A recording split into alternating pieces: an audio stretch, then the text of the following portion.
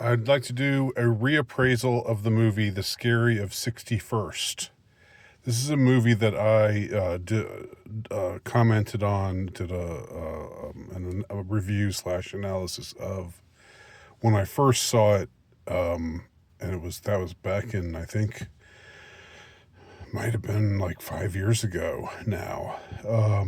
At the time when I saw it, it was much more based to talk about Jeffrey Epstein stuff, and it was much. You were sort of you signaled that you were in the know if you that you were that you were in the know and that you understood what was really going on if you mentioned Jeffrey Epstein. Since that time, the Epstein stuff has gone very mainstream, and now I think it's well, I've commented on how it puts us in this position where we almost have to uh, accept the illegitimacy of our rulers, because it's plain as day what they're doing, what they're up to, and and the kind of things that they get away with routinely. And when I say our rulers, I don't just mean our elected rulers, of course. But so we're in a different time now. 2026 is a different time, and it makes one appraise this movie in a different way. Now it's kind of uh, funny to say that I quote recommend this film, because in a way I don't especially recommend this film. It's a rather schlocky uh, attempt at a horror film. It's almost camp. Um, it you know I don't know whether or not it's self aware, and of course I'm more aware of Dasha, uh, the personality of Dasha Nekrasova now than I was back then, and and her sort of peculiar position in the internet world. As a quote based woman, yet someone who I don't know. I'm not sure if she's really that aware of what's going on, or if she's that like I can't I can't get through a full episode of Red Scare. Not because I hate them the way that it seems a lot of people do. That's not because I hate Dasha and the other girl, Anna, I think is her name. But it's just not interesting enough. I and you know, it all the stuff about all the critiques of vocal fry and what have you. I mean, they're apt. But at the same time, I guess that's a separate issue. I won't get off on that exit. Let's just stick with the movie. Um, in 2021, when this movie came out, uh, it was really kind of bold, in a lot of ways. The kind of things that the characters talk about, the they openly mention Pizzagate, they openly mention the Clinton crime family, um, and Epstein's connections to powerful people, and at the time, that was like something that it was still sort of a in this fever swamp. Um, you still This was when if you were on the left, you really didn't talk about Epstein that much.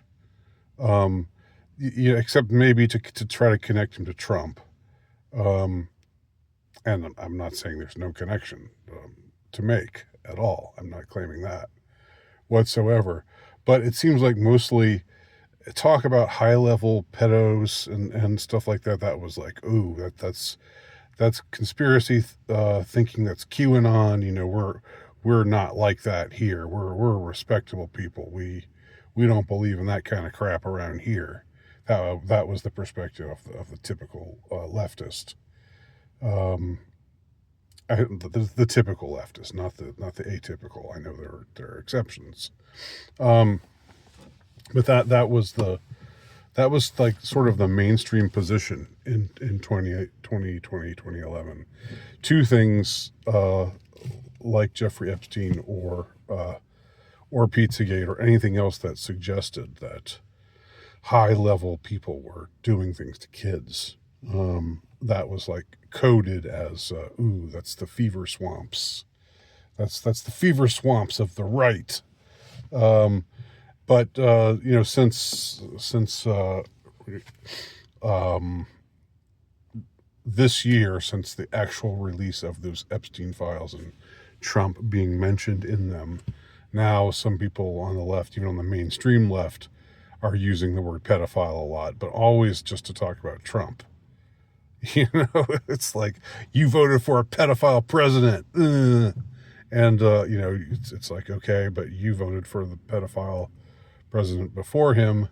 And, the one who was elected in 2020, that was the one you voted for. So call it even. Not that I voted for either one of them, of course. But so the discourse is in a different place, is in a different state right now. I maintain that this movie is worth watching just because of the peculiarity of it, and because there are certain scenes that have a certain shocking power. They successfully create this spooky vibe, and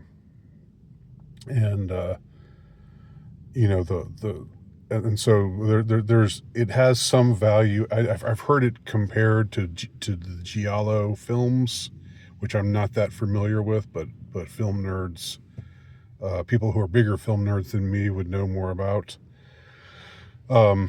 And it's this kind of these kind of horror films that were, I guess, especially shocking and had certain characteristics that made them stand out.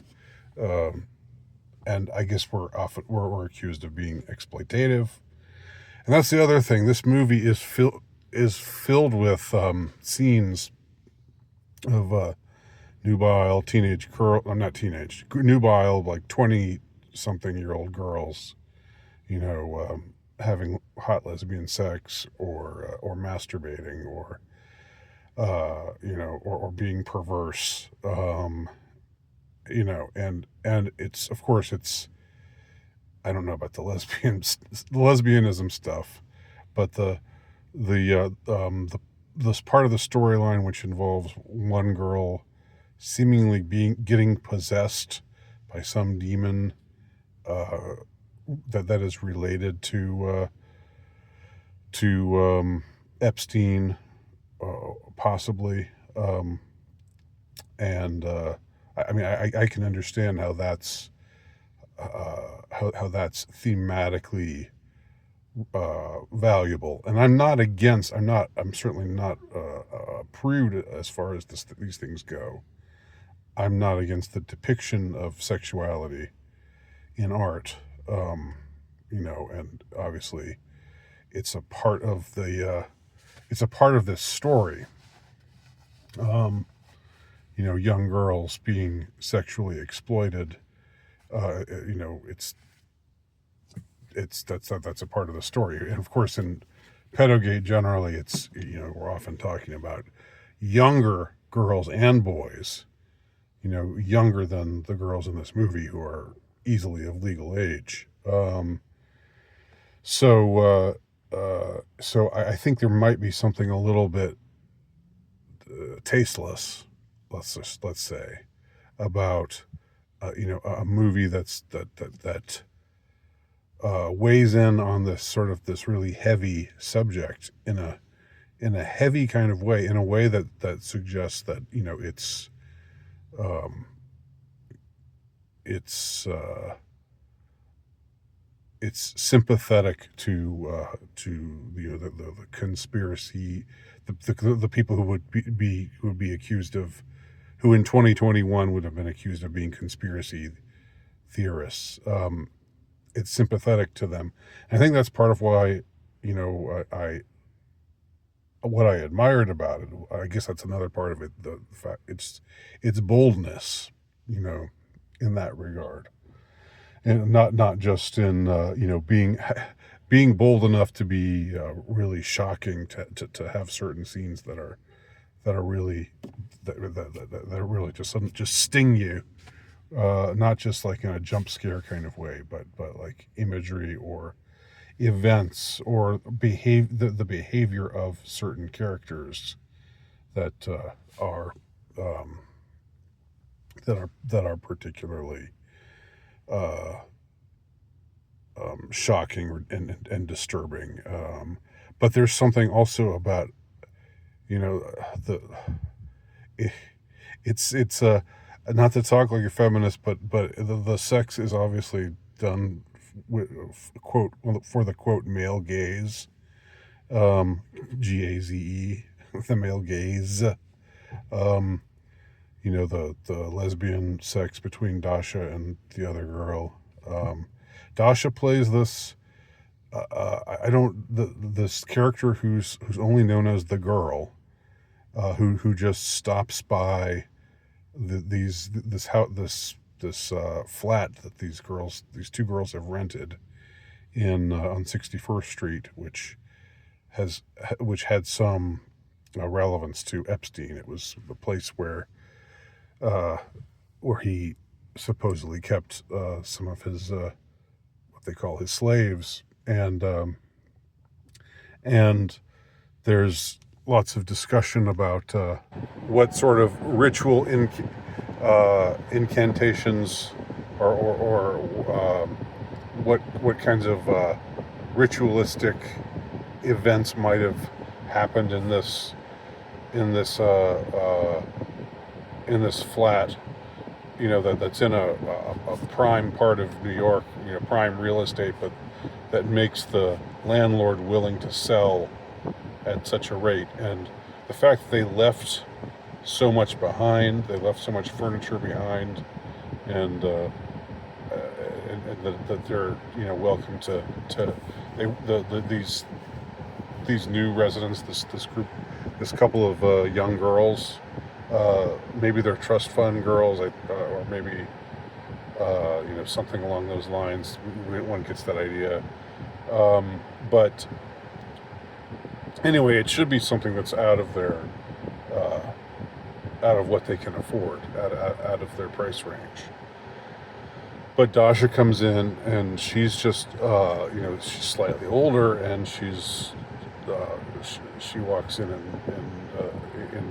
her sexy business suit, uh, with her pantyhose, and you know, and just starts dominating the conversation, talking about Epstein, and the acting is a lot of the acting is just really bad.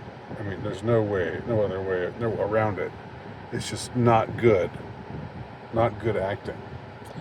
Um, and then there's a twist at the end, involving seeming demonic possession, and then the final reference at the end to Eyes Wide Shut, a direct reference to a line directly taken from Eyes Wide Shut that people who know that movie will instantly recognize, um,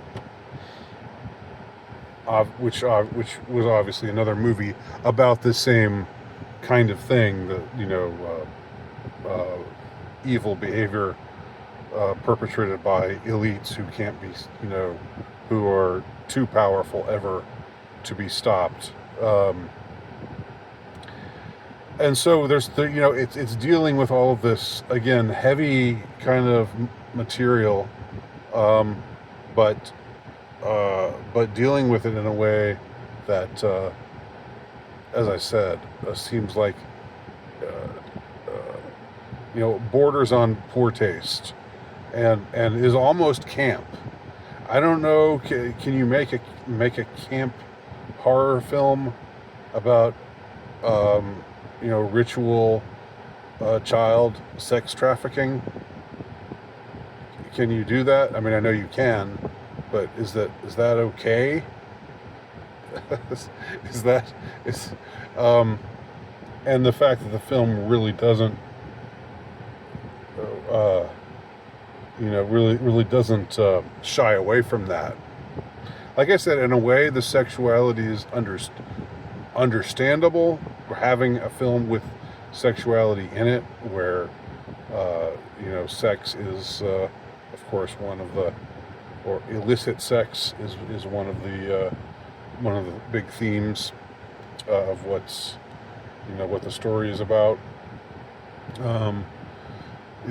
Is in a way appropriate, but the way that it's handled here is, so a movie like The Sound of Freedom, which I'm very down on Angel Studios now. I've been down on them for a while, but I would say that was a movie that was better and that was more tastefully told about this same subject, whatever the problems might be with the factuality of it, whatever problems there may be with Angel Studios, maybe claiming to be this alternative to big Hollywood, but really not having a lot of integrity. But that aside, I would say, as these kinds of movies go, it was a more tasteful handling of the subject. Anyhow, that's my reappraisal of The Scary of 61st. Have y'all seen it? If you haven't seen it, you can rent it for pretty cheap, and I recommend it, even though I don't, like I said, I can't claim that I think it's exactly a good movie. But if you have seen it, what do you think?